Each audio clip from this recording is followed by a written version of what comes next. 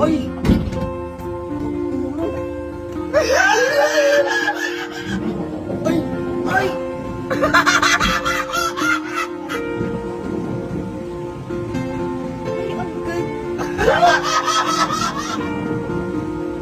So, ngayong araw po, may pa rin po kaming pangarap ni Mama. Yan. Pero hindi ngayong araw matutupad.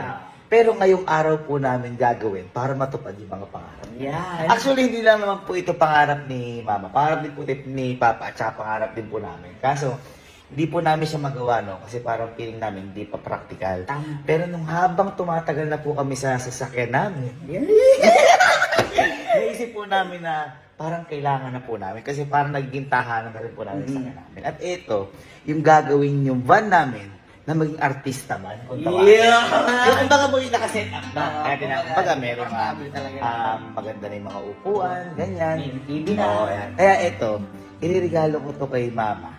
O ibibigay ko to kay Mama. Surpresa ko to para sa kanya. Kaso boy, sabi ko nga sa inyo, matagal na proseso to. Hindi to basta-basta yung halimbawa, gusto ko to, bukas nandiyan na, hindi. Aabutin to ng 1 buwan o 2 buwan. Kaya mga 2 buwan pa to mangyayari para ibigay sa kanya. So sa ngayon, andito na ang team na gagawa ng mismong band namin. Kaya puntahan naman. Actually, boy, yung papagawa natin band, hindi yung H350. Kasi siyempre, pamaramihan Oo. natin to. Ang gagawin, yung tourer natin. Yung tourer. Which is, ito sila, sir. Ayan. Sir, hello po. Hello, sir. Hello po. Ito ang anin ng company. Parang Ang uniform kaplan namin siya sa Luxury Company. Sorel Luxury Man. Sila ang gagawa at pagkakatiwalahan natin para mangyari yung mga imagination ni Mama mas tumbasan pa doon, mas Yan. sinitan pa Oo, doon. boy. Sir, nababago niyo rin po ba yung amoy ng... Wala pa Bang! yung bali sir, ito yung tourer namin. May stock pa po talaga. Ako sir, wala po talagang nagalaw dito. Pero sir, ang gusto po namin mangyari dito, lagi po kasi sinasabi sa amin ni Papa at Mama namin, no, ano kaya, balang araw magkakaroon tayo ng sasakyan. Pero parang aeroplano sa akin. Kaya po natin. Parang yun sir, yung isa kong, hindi ko sir alam kasi baka mamaya magbigay ako suggestion pero may mas maganda ko.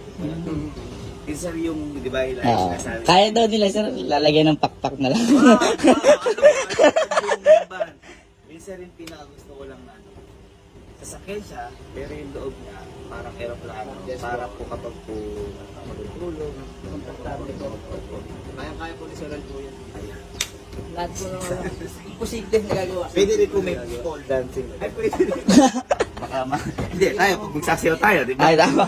Ano, so, ito yung itsura ng van natin ngayon. Oh, montage kunyari. Ito yung bago music. Kita mo.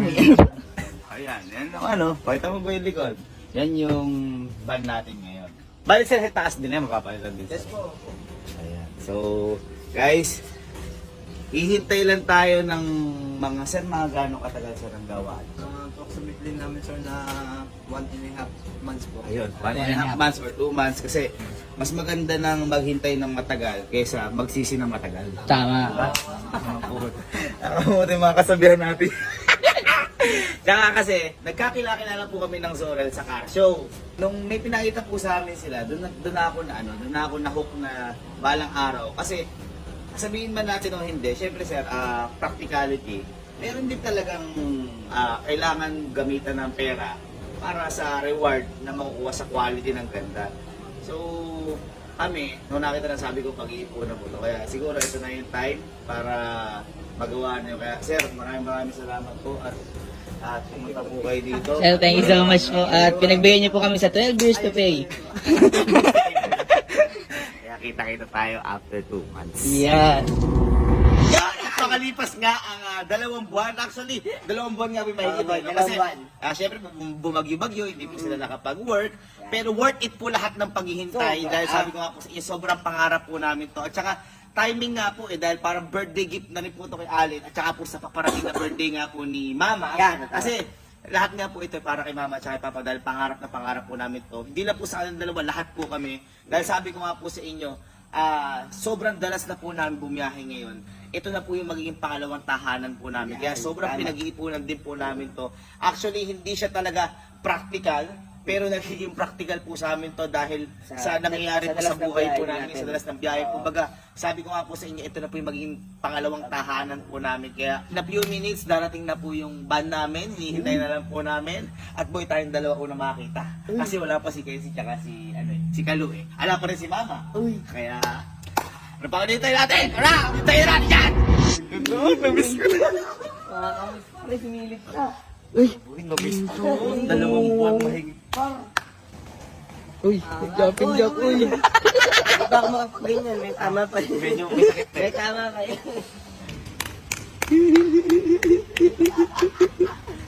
Ayan, hello po. Hello, sir. Excited na kami, sir. Sir, ano ba i-expect namin dyan sa Lord? Sir, i-expect namin dyan, sir. Kasi nasabi ko pala, sir, nung nakaraan, ang gusto ko, parang aeroplano. Sir, ano ba i-expect namin dyan pag nakita namin? Yung expected ko na nasa isip ko po, yun na po yung Uy!